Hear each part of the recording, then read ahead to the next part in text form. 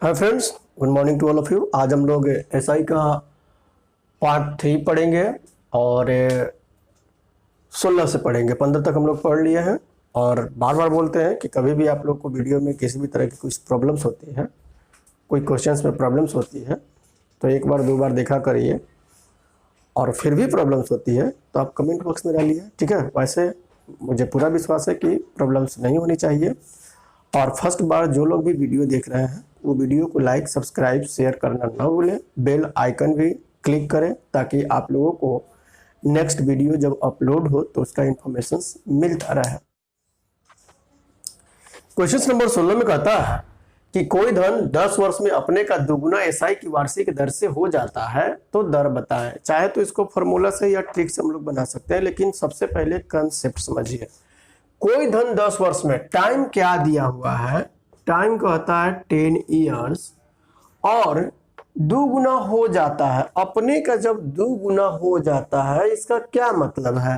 Amount हमको मिला 2 times. मतलब अगर कहने का मतलब यह है कि अगर हम P 100 मानते हैं तो अमाउंट क्या हो गया? 200। इस तरह से हम लोग कह सकते हैं एसआई कितना? 100 था, हो गया 200। इसका मतलब 100 में 100 ऐड हुआ तब तो 200 हुआ। तो क्या ऐड हुआ? तो ऐसा ही ऐड हुआ तब तो वो अमाउंट बना। तो इससे हमको कोई बहस नहीं है। अब 3 चीज, टाइम दिया हुआ है, पी दिया हुआ है, ऐसा ही दिया हुआ है, तो आपसे रेट पूछ रहा है, दर बताइए। तो रेट बराबर हम लोग क्या जानते हैं?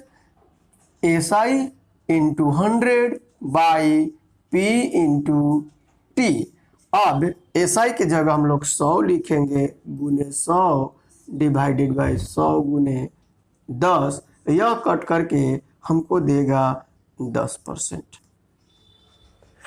अब एक चीज आप जान लीजिए, ये हुआ कंसेप्चुअल। हम चाहे इसी को क्वेश्चंस को बनाना तो एक लाइन में डायरेक्टली रेट बराबर लिखिएगा multiple of principal P -1 divided by time into 100। अब मल्टीपल ऑफ प्रिंसिपल कितना गुना? तो 2 गुना, अर्थात 2 - 1 डिवाइडेड बाई टाइम की जगह हम लोग 10 लिखेंगे और गुने 100, अर्थात 1/10 गुने 10, सॉरी 1/10 गुने 100, अर्थात कितना रेट? तो जो आपको लगे अच्छा, ये कंसेप्चुअल हुआ, ये फार्मूला बेस्ड हुआ, जो आपको अच्छा लगे उससे आपको फॉलो करें। नेक्स्ट क्वेश्चन देखते हैं हम लोग। क्वेश्चन नंबर 17 में कहता है कि कोई धन अपने का दुगुना 4 वर्ष में हो जाता है तो वही धन कितने वर्षों में अपने का 8 गुना हो जाएगा? इसको भी चाहे तो एक लाइन में हम लोग आराम से बनाएंगे, लेकिन मतलब समझना है। पहले मतलब समझ लीजिए। कोई धन अपने का दुगुना 4 वर्ष में, फिर से टाइम क्या दिया हुआ है? 4 इयर्स।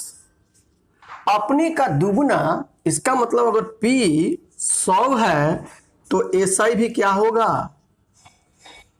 तभी तो 100 100 200 हुआ।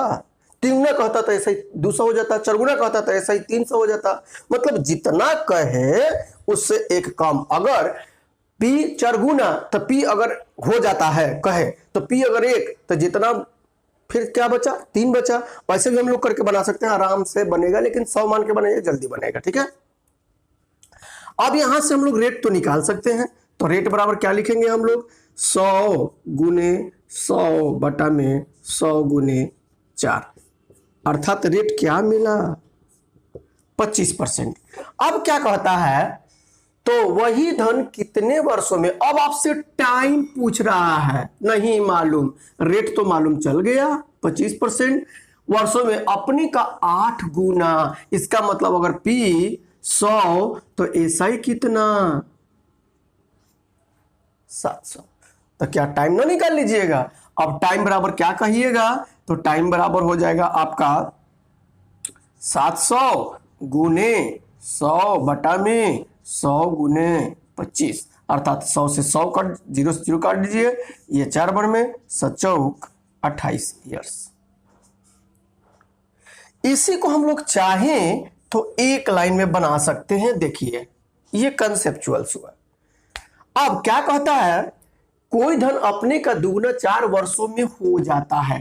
2 टाइम्स, याद रखिएगा 2 टाइम्स, टाइम नहीं बोल रहे हैं, टाइम्स बोल रहे हैं, मतलब दुगुना। कितना ईयर्स में? तो 4 ईयर्स में। यह बेस होता है। इस टाइप के क्वेश्चंस बहुत पूछा जाता है, लेकिन अब तो उल्टा पुल्टा करके पूछ रहा है। तो कुछ भी पूछे आपको कोई प्रॉब्लम्स नहीं होनी चाहिए। इस टाइप के क्वेश्चंस शॉर्टली बनाने के लिए आपको यह ध्यान देने की जरूरत है कि बेस मेरा क्या होना चाहिए? 2 टाइम्स। अगर 2 टाइम्स नहीं है, ऐसे कंडीशंस में आपको 2 टाइम्स लाना होगा। मैं एग्जांपल देकर बतलाऊंगा, ठीक है। तो 2 टाइम्स 4 ईयर्स में आपसे कहता है 8 टाइम्स कितने ईयर्स में? तो जितना टाइम्स कहे उसमें से 1 घटा दीजिए। क्यों 1 घटा दीजिए? अरे बोले थे ना कि 8 टाइम्स कहता है, तो उसमें तो अगर 8 हो जाता है तो उसमें तो 1 मेरा प्रिंसिपल है, बाकी 7 ऐसा ही है। 9 गुना 1 मेरा प्रिंसिपल है, 8 क्या है? ऐसा ही है। 2 गुना 1 मेरा प्रिंसिपल है, तो 1 क्या है? ऐसा ही है। इसीलिए हम 1 घटा रहे हैं। तो 8 में से 1 घटा, मतलब जितना टाइम्स का उसमें से 1 घटा के और इस टाइम में आप गुना कर दो, तो ये भी 7 होगा। 7 28 ईयर्स हो गया आंसर। जितना टाइम्स का है, जैसे कि एग्जांपल और देते हैं, लिखे हुए हैं क्वेश्चन 17 एग्जांपल ए, उसी पर एग्जांपल देकर आपको समझा देते हैं। कहता है कि कोई धन अपने का दुगुना 5 वर्षों में, 2 टाइम्स, देखिएगा ध्यान से, अब 5 ईयर्स। अब क्या कहता है? 5 टाइम्स, तो 5 जितना टाइम्स का है बोले थे 1 घटा करके, तो इसका वैल्यू क्या जाएगा? 4। अब गुना कर देना इन दोनों में, अर्थात आंसर क्या आ जाएगा? 5 20 ईयर्स। कोई दिक्कत नहीं होनी चाहिए।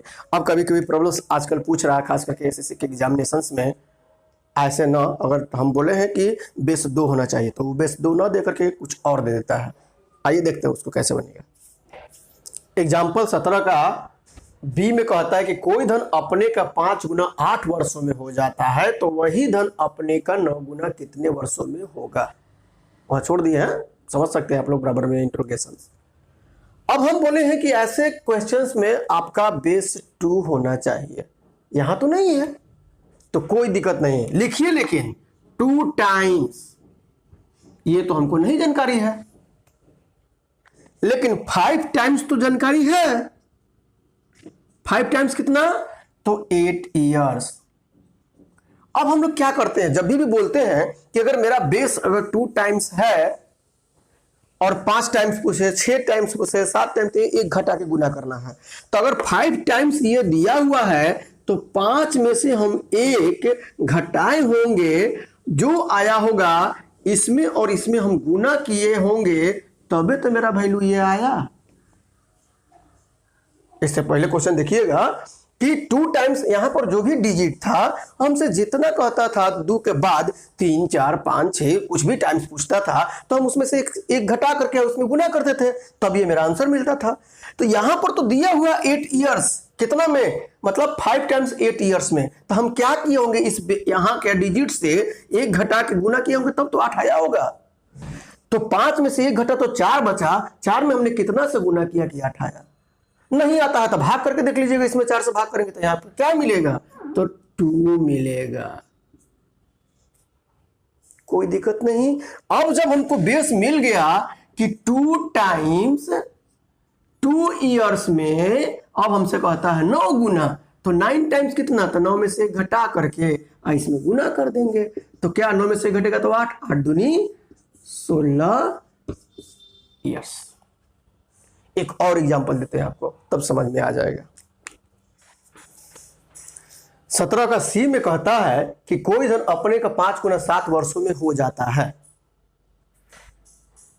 तो वही धन अपने का 3 गुना कितने वर्षों में? फिर से 2 टाइम्स नहीं है, तो हम लिखेंगे 2 टाइम्स, नहीं मालूम। अब कहता है 5 गुना, तो 5 में से 1 घटा होगा और इसमें हम लोग क्या किए होंगे? गुना किए होंगे, तो 7 ईयर्स आया होगा। तो यहां का डिजिट क्या नहीं मालूम, तो अरे भाई बोले थे ना कि भाग कर लीजिए, तो 5 में से 1 गया तो 4, अर्थात 7 बटा में यहां पर 4 होगा। अब हमको मिल गया बेस, अर्थात 2 टाइम्स 7/4 ईयर्स में, तो हमसे पूछता है 3 टाइम्स, तो 3 में से 1 घटा करके इसमें क्या कर देना चाहिए, गुना करेंगे, अर्थात 2 गुने 7 बटा में 4, अर्थात 7/2 ईयर्स हो गया आंसर। अब यहां पर फ्रैक्शंस इसलिए दिए थे कि कभी कभी आप बनाइएगा फ्रैक्शन आने लगा तो कहिएगा सर हमको समझ में ना आ गया, इसलिए मैंने फ्रैक्शंस वाला दिया, कोई दिक्कत नहीं होनी चाहिए। तो कुछ भी पूछे इस टाइप के खोजिए, अब आप लोग का काम है ढूंढिएगा कि अगर नहीं बनता है तो आप लोग जरूर कमेंट बॉक्स में डालिए, हम उसको बताने का जरूर प्रयास करेंगे अगला वीडियो में। ठीक है, यहां तक। नेक्स्ट क्वेश्चन देखते हैं अब हम लोग। क्वेश्चन नंबर 18 में कहता है कि रुपया 848 4% वार्षिक एसआई की दर से 4 वर्ष में कितना वार्षिक भुगतान करना होगा। तो हम लोग चाहें तो इसके लिए फॉर्मूला होता है, आप फॉर्मूला का यूज करके निकाल सकते हैं। हम फॉर्मूला लिख देते हैं, ठीक है। फॉर्मूला होता है एनुअल पेमेंट इक्वल टू, जो हमसे पूछ रहा है, annual payment equal to 100 into A for amount, यही अमाउंट है आपका, by 100 into T plus R गुने T into t-1 divided by 2। अब यहां पर रख करके बनाइएगा, आपका आंसर जरूर मिल गया। लेकिन अगर हम थोड़ी देर के लिए मान के चले कि हमको फॉर्मूला याद ही नहीं है, तब कैसे बनाएंगे? तब देखिए, इसको आप रखिएगा, याद जरूर करिएगा, जरूरत पड़ेगा। लेकिन हम फॉर्मूला एग्जाम में भूल गए, तब क्या करेंगे? छोड़ के आ जाएंगे? बिल्कुल छोड़ के नहीं आना है। तो कैसे बनेगा देखिए, मान लीजिए फर्स्ट ईयर का जो भी पेमेंट देना होगा हम 100 मानते हैं। सेकेंड का अब 4% जुटेगा, देखिए 4% 4% 4% ऐसे करके बात कर रहा है, तो 4% के साथ इसका मतलब 104 देना होगा। थर्ड ईयर 108 देना होगा, और फोर्थ ईयर, ऐसे समझाने के लिए लिख रहे हैं आपको, उंगली पर बनता है ये सब, 112 होगा। अब सब जब जोड़िएगा तो ये सब क्या हो जाएगा, आपका 424 हो जाएगा। अर्थात यहां पर जब हम 100 माने थे तो 424 अमाउंट हुआ, और रियल में हमको देना है 848 अमाउंट। तो एक का वैल्यू 2। अब ऐसे बनाने से फायदा क्या होगा, अगर फर्स्ट ईयर का पूछे तो आप इसमें गुना कर दीजिएगा, सेकंड में पूछे इतना करिएगा, थर्ड का पूछे इतना में कर लीजिए, फोर्थ का पूछे इतना में कर लीजिए। लेकिन हमसे एनुअल पूछा है, अर्थात फर्स्ट वाला, तो हम 100 का वैल्यू कितना जाएगा, आप इसको सोल्व करिएगा, आपका यही आंसर मिलेगा। लेकिन इससे केवल ये आंसर मिला, फिर निकालना पड़ेगा नहीं। तो आप ऐसे ना करके आप इसको फॉलो करिए, फार्मूला का यूज ना करके आप ऐसे यूज करिए, लेकिन फार्मूला भी याद रखिए। ऐसा क्वेश्चन मिलेगा आप लोगों को। नेक्स्ट क्वेश्चन देखते हैं हम लोग। क्वेश्चन नंबर 19 में कहता है कि ए को बी के 1.5 वर्ष बाद रुपए 1573 देने हैं मतलब अमाउंट, याद रखें इस बात। तथा बी को ए के 6 माह बाद रुपए इतना देने हैं। यदि एसआई की दर 14% वार्षिक हो तथा अभी एक दूसरे के कर्ज का निपटारा करना हो तो किसको कितने रुपए देने होंगे। इस टाइप के क्वेश्चन जब मिलता है तो क्वेश्चंस का मतलब ही नहीं समझ में आता है कि ये कहना क्या चाहता है, क्या कह रहा है क्वेश्चंस में। हम इसको डील कर रहे हैं, आप अच्छा से समझें। पहले तो ए को बी के, ए के लिए मिश्र धन कितना, तो 1573। रेट दोनों के लिए समान है अर्थात 14%, और इसके लिए टाइम है आपका 1/2 अर्थात 1.5 ईयर्स। तो इसका आप प्रिंसिपल तो आराम से निकाल सकते हो। उसी तरह से बी के लिए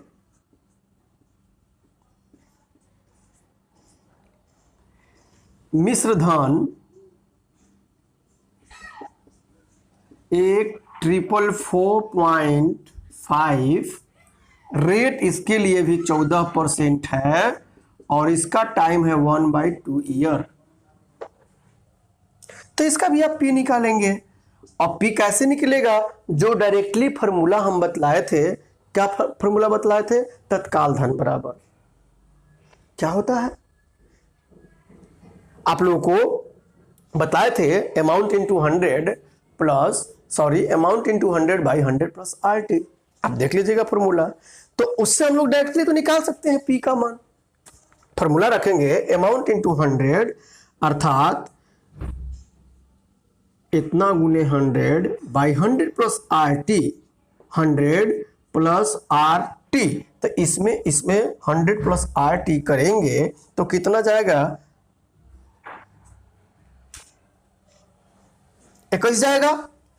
अब उसी तरह से यहां पर भी हम लोग यूज करें 1,444.5 into 100 divided by 100 plus RT, तो गुना करेंगे तो 7 आएगा। अब जब हम इसको सोल्व करेंगे तो कुछ मिलेगा हम लोगों को, कोई दिक्कत नहीं होनी चाहिए इसमें। आइए हम सोल्व करके देखते हैं। अर्थात हम लोग इसको 121 तो लिख ही सकते हैं और इसको 107 तो लिख ही सकते हैं। अब जरा भाग करके हम लोग देख लेते हैं।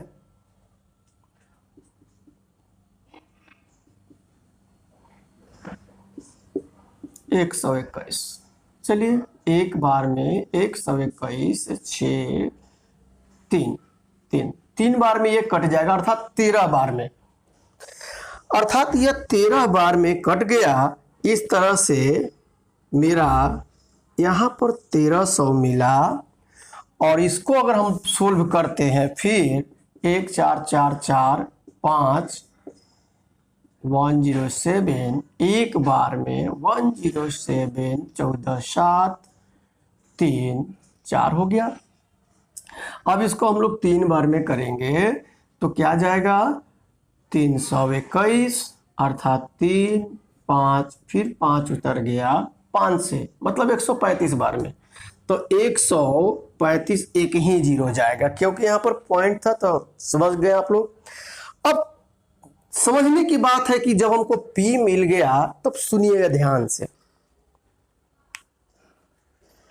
A को B, इसका क्वेश्चन का मतलब है कि A ने B को कुछ धनराशि उधार दिया और B ने A को कुछ धनराशि उधार दिया। क्लियर है यहां तक? तो जब A ने B को कुछ राशि उधार दिया तो जो A ने B को उधार दिया वो B के लिए क्या बन गया, प्रिंसिपल बन गया। अर्थात B का प्रिंसिपल कितना आया, 1350 रुपया, अर्थात A ने B को 1350 रुपया दिया था। क्वेश्चन समझ में आ रही है? फिर से A ने B को कुछ धन दिया जो कि रिटर्न करना था इसको इतना रुपया।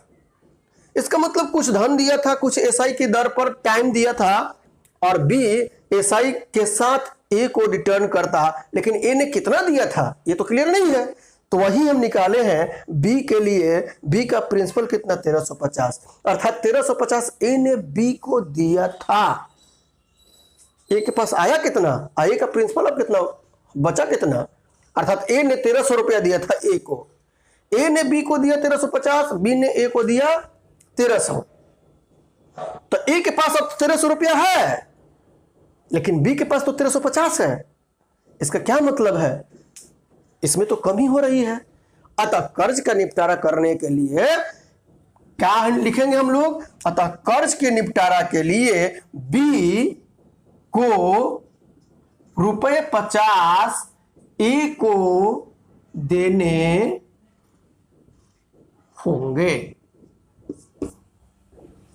फिर से ए ने बी को 1350 दिया और ए के पास 1300 रुपया है, अतः और 50 रुपया लेगा तब तो उसका प्रिंसिपल मिलेगा। अतः उस कर्ज को निपटारा करने के लिए वही कहता है किसके पास ज्यादा हुआ, तो बी के पास ज्यादा हुआ। कितना ज्यादा है, तो 50 रुपया। वही 50 रुपया अगर ए को देगा तब ए का मूलधन अपना जो दिया गया था बी को वह प्राप्त होगा।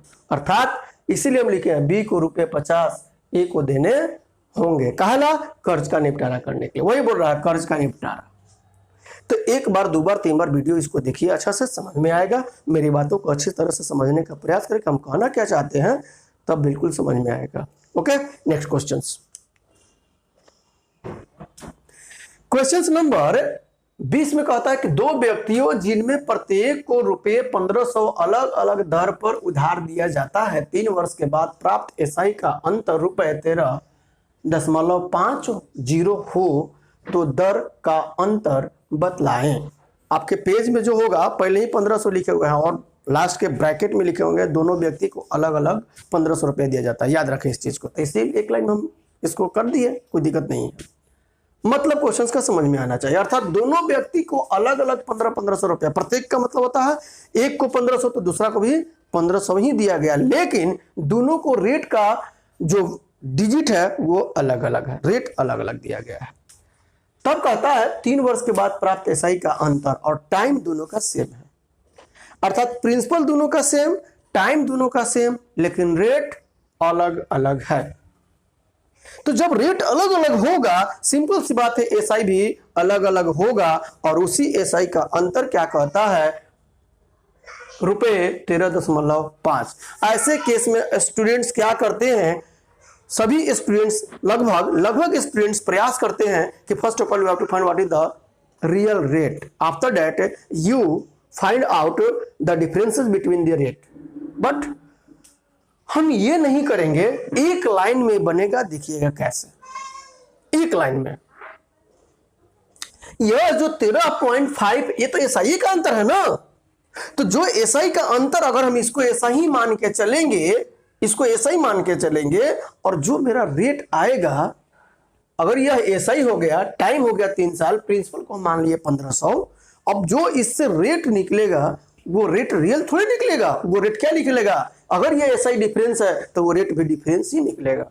अतः एक लाइन में हम लोग आराम से बना सकते हैं रेट का difference of rate equal to 13.5 into 100 अर्थात SI into 100 by P into T.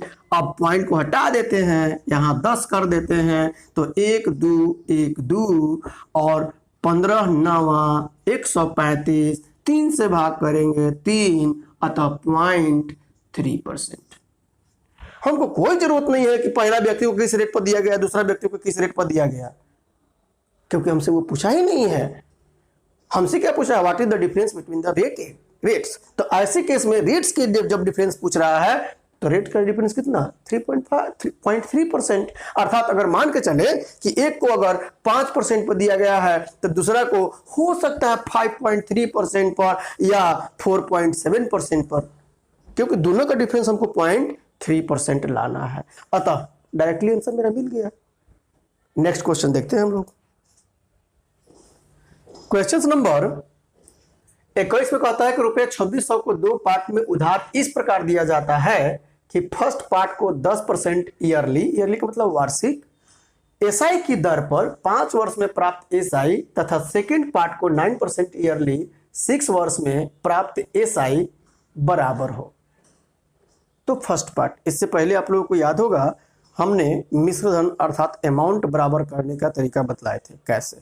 यहां पर एसआई बराबर करने की बात कर रहा है तो कोई दिक्कत नहीं। जब अमाउंट का है तो 100 में जोड़ करके रेट वाला वैल्यू जोड़ करके आप निकालते थे रेशियो। यहां एसआई की बात कर रहा है तो डायरेक्टली हम लोग निकालेंगे। तो 2600 रुपया है, अगर 2600 रुपया को हम लोग देखिएगा ध्यान से, 2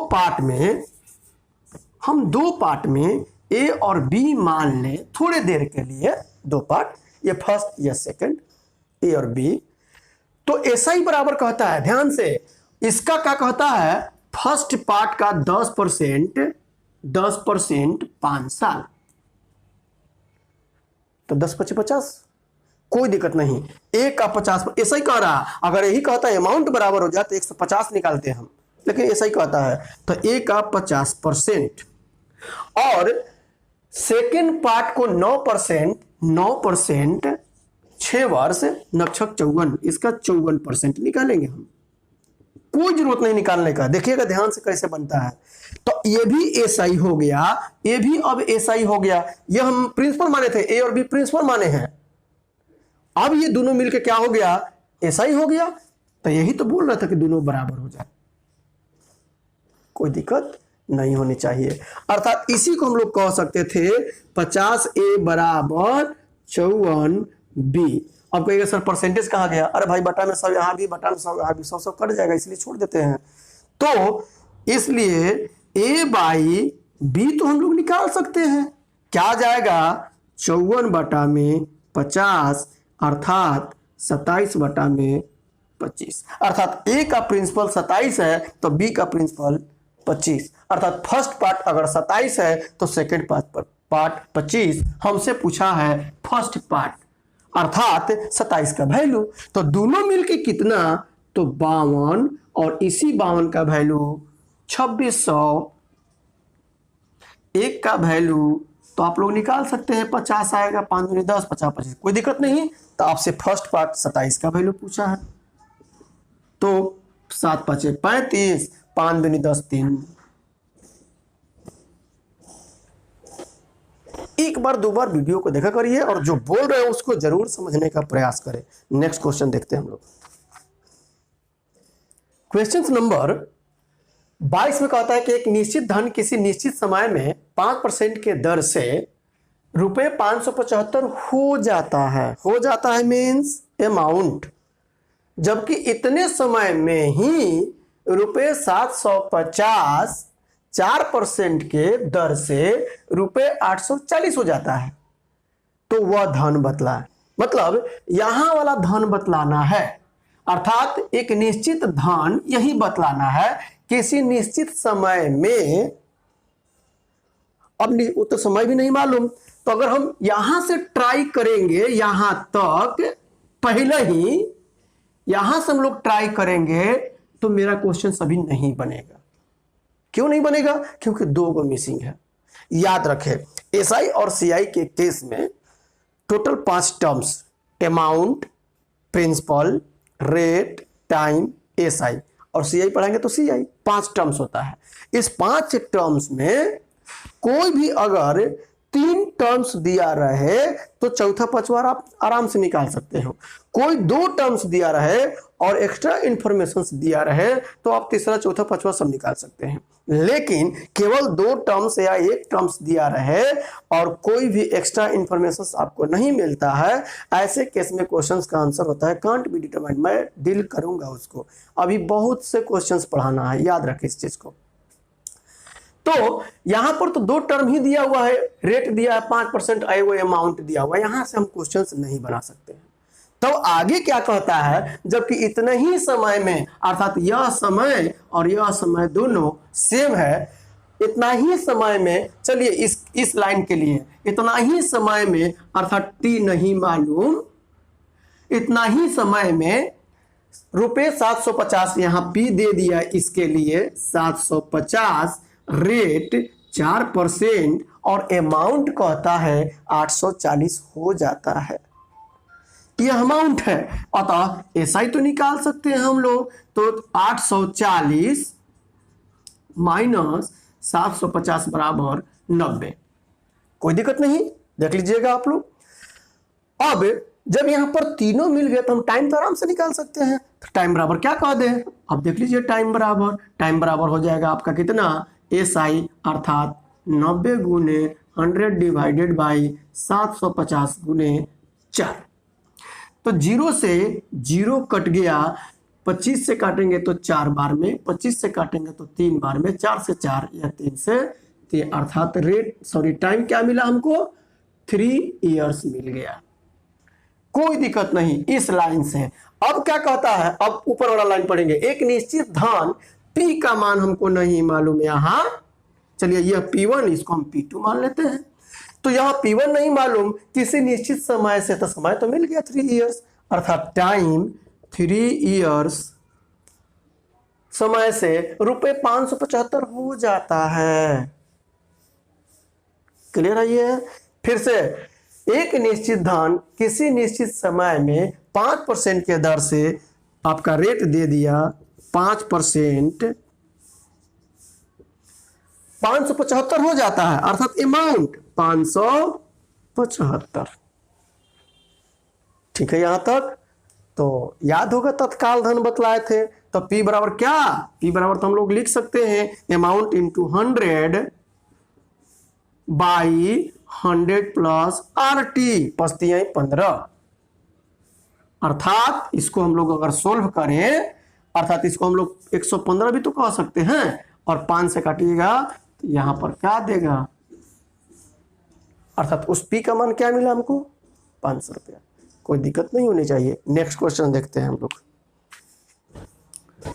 क्वेश्चन नंबर 23 में कहता है कि दो बराबर धन दो अलग अलग बैंक्स में जमा किया जाता है। यदि पहले बैंक में 3.5 वर्ष के लिए तथा दूसरे बैंक में 5 वर्ष के लिए 15% पर जमा राशि से प्राप्त एसआई का अंतर 144 रुपया है, तो धन बताएं। जब यहां पर प्रिंसिपल दोनों क्या है, दो बराबर धन, दोनों प्रिंसिपल सेम है, दोनों का रेट भी सेम है, लेकिन टाइम अलग अलग है। यह टाइम अलग अलग होने की वजह से ही क्या हुआ, एसआई में अंतर हुआ। क्लियर है यहां तक? तो इस टाइप के क्वेश्चंस भी एक लाइन में, बस कंसेप्चुअल्स। यहां टाइम का अंतर कितना, 3.5 इयर्स और 5 इयर्स। तो टाइम का अंतर, जब टाइम का अंतर 1.5 वर्ष हुआ, कोई दिक्कत नहीं, और रेट कितना, 15%, रेट हो गया 15%, अर्थात जो भी मेरा प्रिंसिपल होगा, चलिए प्रिंसिपल हम 100 मानते हैं, कोई दिक्कत नहीं। तो 100 का 15 है, इसको निकालेंगे हम अगर गुना करें तो कितना जाएगा, अर्थात अगर हम P, थोड़ी देर के लिए चलिए हम आपको समझा देते हैं। P अगर 100 मान ले और एक साल में 15%, तो 1.5 साल में 15 यहाँ, कोई दिक्कत नहीं होनी चाहिए। अर्थात 1.5 टाइम हो गया, अब अंतर हो गया 1.5 साल, तो ये सब तामझाम करने की जरूरत नहीं, समझाने के लिए था। तो डायरेक्टली आप बना सकते हैं, ये अंतर हुआ तो अंतर कितना, डायरेक्टली एकदम लिखिएगा। देखिए टाइम का अंतर मिल गया 1.5 साल और रेट है 15%, अर्थात इसी का वैल्यू दिया हुआ है 144 रुपया। क्योंकि एसआई का अंतर क्यों हुआ, क्योंकि टाइमिंग में अंतर हो गया, क्योंकि P मेरा सेम है, ठीक है, रेट मेरा सेम है, टाइम में का अंतर है, टाइम अलग अलग है, जिसकी वजह से रेट मेरा, एसआई मेरा अलग अलग हुआ। और जब एसआई अलग अलग होगा तो अंतर तो स्वाभाविक है। अतः 15, 1 का वैल्यू निकालिएगा, 144 गुने 100 डिवाइड, समझ गए होइएगा आप लोग। तो आपसे क्या पूछता है, 1 का वैल्यू मिल गया, प्रिंसिपल पूछा है तो 100 का वैल्यू पूछ रहा है, तो 100 बराबर, अर्थात 144 गुने 10 डिवाइडेड बाई 15 गुने 15 गुने 100। तो 5 से काटिएगा इसको तो 3 बार में, यह 5 से 20 बार में, फिर 5 से काटिएगा तो 3 बार में, यह 4 बार में। अब तितरी का 9 और 16 9 44 से होता है, तो 16 से कट गया। इस तरह से 16 चौका 64, जीरो बिठा दिया, तो P का मान क्या मिला हमको, 640 डायरेक्टली। अतः इसलिए मैं अभी नहीं निकलना कि P का वैल्यू क्या करे ना करे, ऐसा कुछ करने की जरूरत नहीं है। टाइम का अंतर मिला, इसीलिए एसआई का अंतर प्राप्त हुआ। अगर टाइम सेम रहता, रेट सेम रहता, प्रिंसिपल सेम रहता, एसआई भी सेम रहता, और वैसे कि इसमें अंतर 0 होता, लेकिन यहाँ अंतर 0 नहीं होकर के क्या है 144 है। यह 144 अंतर इसलिए हुआ क्योंकि दोनों का टाइमिंग अलग अलग है। क्लियर है ये? नेक्स्ट क्वेश्चन नंबर 24 में कहता है कि सेम सम का मतलब है बराबर धन, प्रिंसिपल बराबर बराबर, ठीक है, अर्थात मूलधन बराबर बराबर। सम माने मूलधन भी होता है, प्रिंसिपल भी होता है, याद रखें, SUM योग भी होता है, ठीक है। सेम सम परंतु अलग अलग समय और दर पर दिया जाता है तो SI का अंतर ₹32.5 होता है। यदि एक को 15 मंथ 7.5% पर तथा दूसरे को 8 मंथ्स 12.5% पर दिया गया हो तो धन बताएं। अगर हम धन को थोड़ी देर के लिए 100 मान लेते हैं, सुनिएगा ध्यान से, क्योंकि दोनों का प्रिंसिपल सेम है तो 100 मानते हैं, तो उस 100 का इतना गुने इतना परसेंट और इतना गुने इतना परसेंट का ही तो अंतर दिया हुआ है, कितना 32.5। और मान लीजिए पी का वैल्यू 100 है तो आप यहां ऐसा ही निकालिएगा तो क्या लिखिएगा, प्रिंसिपल इंटू जो भी फॉर्मूला होता है P into R into T, और P अगर हम 100 माने हैं यहां तो टाइम सब तो दिया हुआ है, तो आप ऐसे ना करके डायरेक्टली कंसेप्चुअल चीज पढ़िए। अब सब चीज के लिए मान कर नहीं, तो अगर हम मान के चलते हैं दिमाग में कोई भी चीज 100 क्यों मानते हैं, इसलिए कि परसेंटेज में है। तो अगर हम प्रिंसिपल 100 मान लेते हैं तो उसी 100 का ना हम ऐसा ही निकालेंगे और वहां भी ऐसा ही निकालेंगे, और दोनों का ऐसा ही का अंतर किससे इक्वेट करेंगे, इससे करेंगे, एक का वैल्यू 100 का वैल्यू। अतः डायरेक्टली हम बना सकते हैं 15/12 ईयर कर दिया इसको, ठीक है, और गुने 7 दूनी 14 1 15/2 माइनस 8 गुने 8/12, क्योंकि इसको भी ईयर में चेंज किए, 12 दूनी 24 1 25/2, और इसी का वैल्यू क्या दिया, ये सब परसेंट में होगा, जो भी आएगा मेरा परसेंट में होगा, अर्थात 1% का वैल्यू 100% का वैल्यू 100 का वैल्यू। क्लियर है ये? तो लिखिए चाहे ना लिखिए कोई दिक्कत ना है, क्योंकि 100 का 10%, 2%, 1% कुछ भी निकलेगा तो वो उतना ही होगा, इसीलिए हम 100 मानते हैं, ठीक है। 32.5। अब इसको सोल्व करिएगा तो 225 और 25 200, अर्थात 25/12 दूनी 24, 12 दूनी 24, 12 दूनी 24, ठीक है। ये दोनों का एलसीएम सेम होगा, इसलिए 15/15 225 और 25 200 घटेगा तो 25/24। इसका वैल्यू दिया हुआ है 3.25, एक का वैल्यू 32.5 गुने 24 डिवाइडेड बाई 25 गुने 10 तो कह सकते हैं, इसलिए 100 का वैल्यू।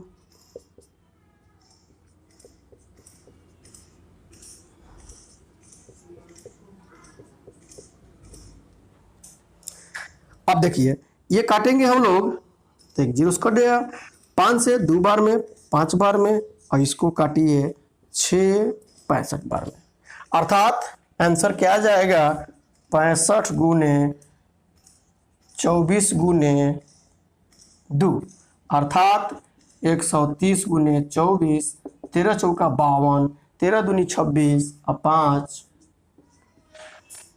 अर्थात 31,230, अर्थात 3120 रुपये मेरा प्रिंसिपल होगा। तो कुछ है नहीं कैलकुलेशन से, बाकी कुछ क्वेश्चन में नहीं है। नेक्स्ट क्वेश्चन देखते हैं हम लोग। अब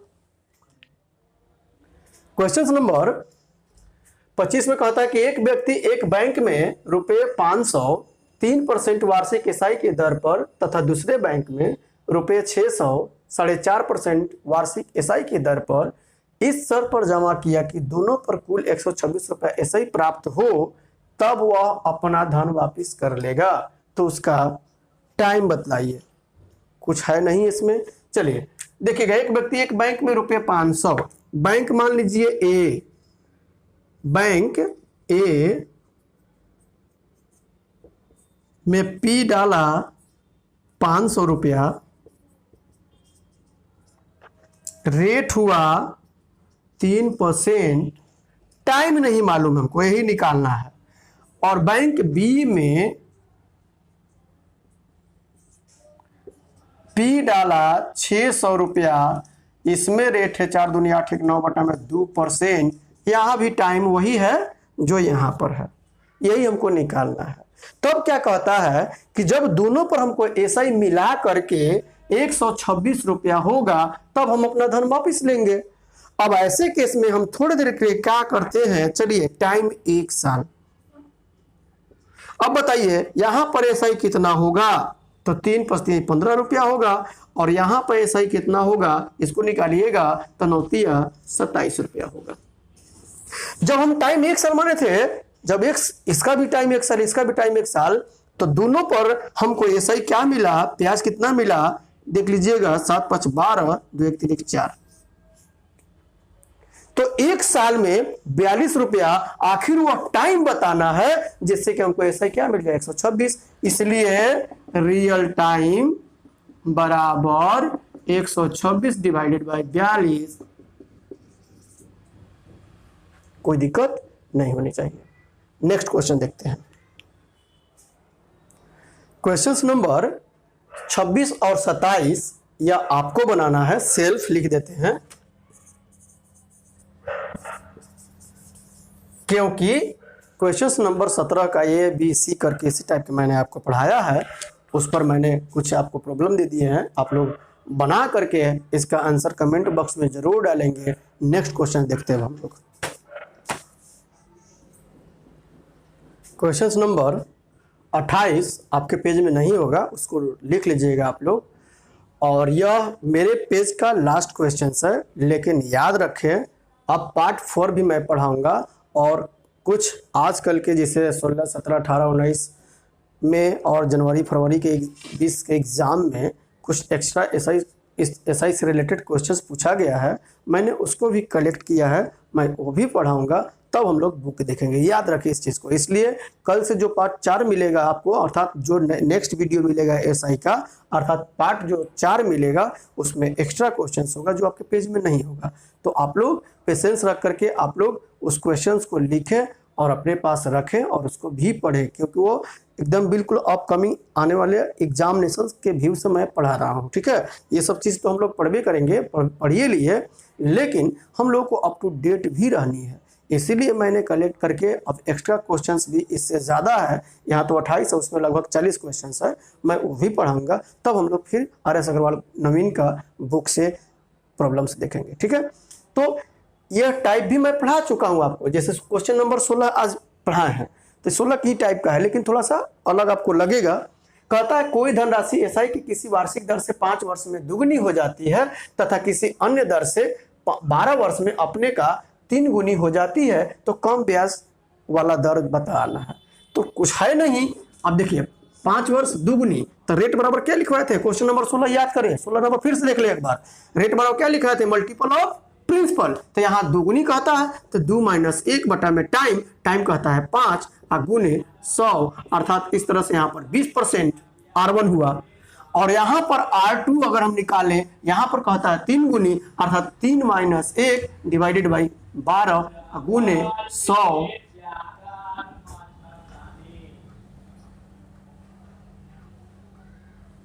अर्थात R2 का वैल्यू क्या जाएगा 50 बटा में 3, अर्थात 16.2 बटा में 3%। अब किसी किसी बुक में हम देखे हैं इस टाइप के ही क्वेश्चंस को इतना लंबा के बनाया हुआ है, लंबा करके बनाया हुआ है, क्या क्या लिख करके, तो आप लोग वैसे ना बनाए, इसको फॉलो करें। तो आपसे अगर ज्यादा रेट वाला पूछता है तो आंसर इसको मारते हैं, आपसे पूछा है कम वाला तो कम वाला ये आंसर जाएगा। इस टाइप के भी क्वेश्चंस अगर पूछे तो आप आराम से आप अटेम्प्ट कर सकते हैं। इस तरह से हम लोगों का जो आपके पास पेज होगा इसको ऐड कर लीजिएगा अपने पेज में। पार्ट 3 में खत्म हो गया।